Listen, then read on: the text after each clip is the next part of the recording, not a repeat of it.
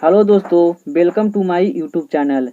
आज विश्व इतिहास में जापानी साम्राज्यवाद पढ़ने वाले हैं, तो शुरू करते हैं। अमेरिका सर्वप्रथम ने 19वीं शताब्दी में जापान के बंद द्वार का खोलने का कार्य किया। 1863 में एक अमेरिकी नाविक पेरी व्यापार हेतु जापान पहुंचा और उसे सफलता मिली। सर्वप्रथम अमेरिका ने जापान से व्यापारिक संधि की। 19वीं शताब्दी के आरंभ में रूस ने जापान में प्रवेश का असफल प्रयास किया था। अमेरिका के बाद ब्रिटेन, रूस, हॉलैंड और नीदरलैंड ने जापान के साथ व्यापारिक संधियां की।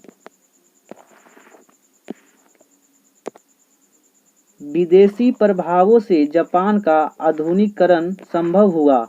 औद्योगिक क्रांति और उच्च सैनिक संगठन के कारण जापान साम्राज्यवादी राष्ट्रों के श्रेणी में आ गया और उसने एशिया के प्रतिष्ठा में 4 चांद लगा दिया। जापान ने 1872 ईस्वी में सैनिक सेवा को अनिवार्य घोषित किया गया। जापान ने चीन को अपने साम्राज्यवाद का पहला शिकार बनाया। 1902 ईस्वी में ब्रिटेन से जापान की हुई संधि ने जापान को साम्राज्यवादी राष्ट्र के रूप में स्वीकृति दिलाई।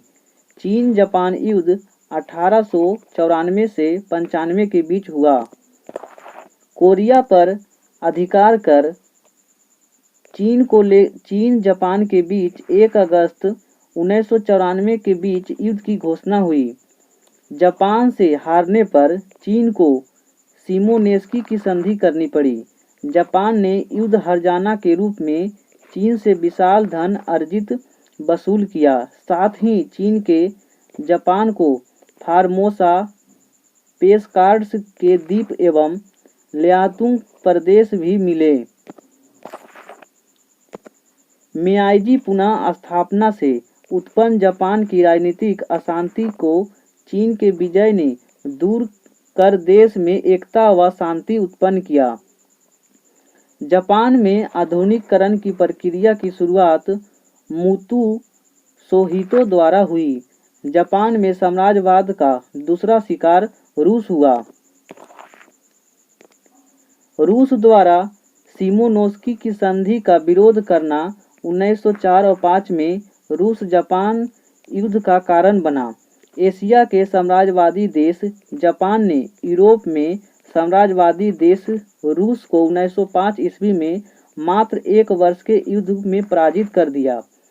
रूस को पराजित कर जापान ने उसे 5 सितंबर 1905 को पोर्ट साउथ की संधि करने के लिए बाध्य कर दिया। पोर्ट सामाउथ की संधि के अनुसार कोरिया देश में जापान के हित को मान्यता मिली। मंचूरिया को विदेशी प्रभुत्व से अलग कर दिया गया। रूस ने जापान को लियाओतुंग प्रदेश का पट्टा दिया गया। साखालिन का आधा भाग भी दिया गया। आधुनिक इतिहास में पहली बार एशिया ने किसी राष्ट्र जापान ने किसी यूरोपीय राष्ट्र रूस को सीधे संघर्ष में हराया, मात्र 1 वर्ष में। 1910 ईस्वी में जापान ने कोरिया को अपने साम्राज्य में मिला लिया।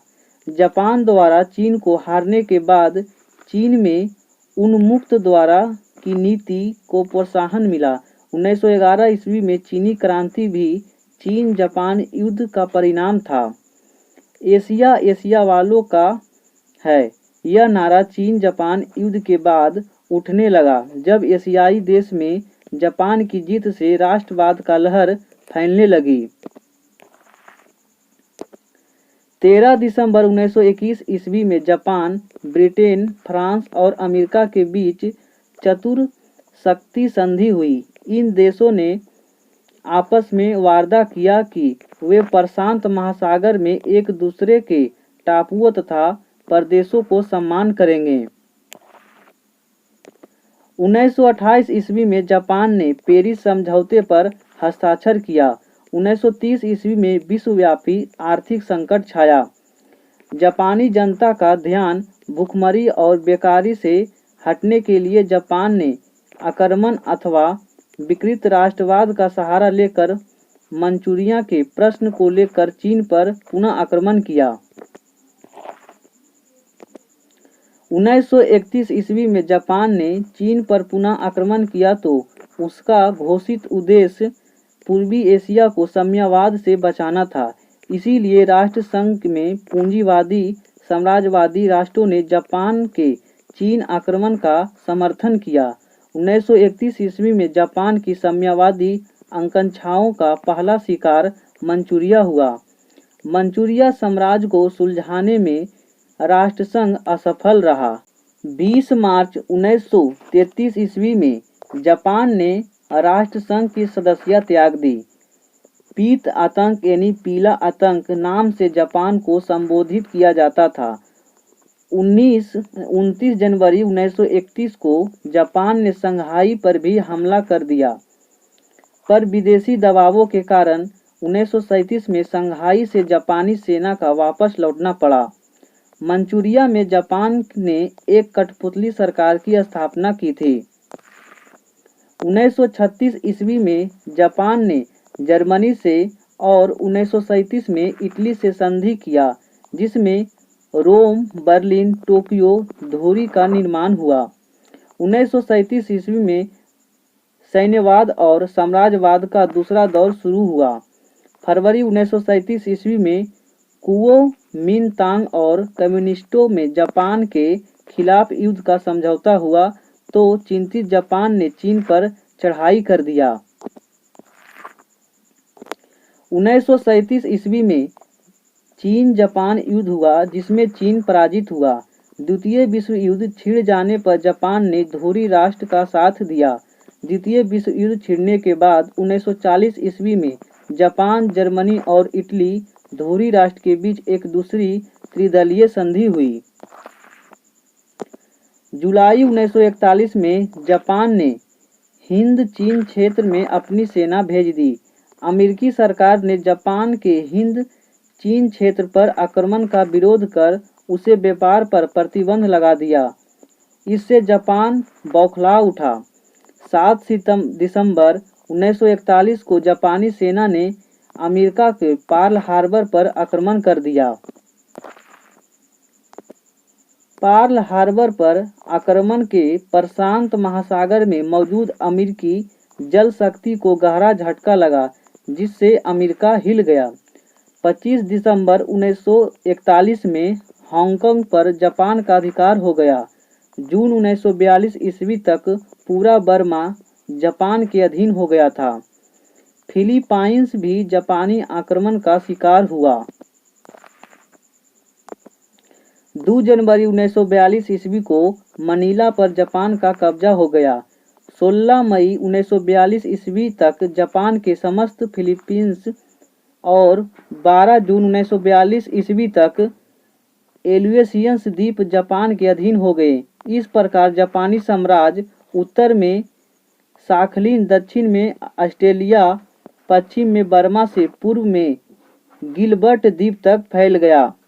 1942 ईस्वी में टोक्यो में बृहत्तर पूर्वी एशिया मंत्रालय की स्थापना हुई।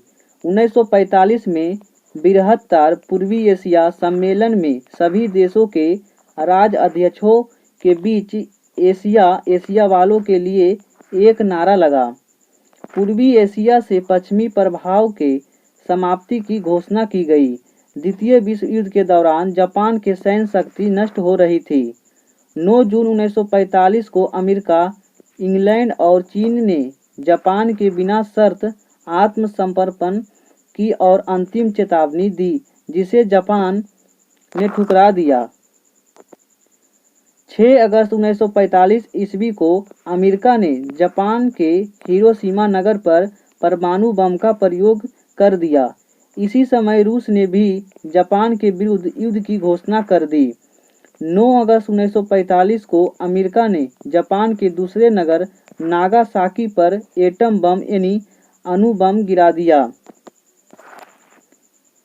सोवियत सेना ने मंचूरिया पर आक्रमण कर कोरिया के 2 बंदरगाहों पर अधिकार कर लिया।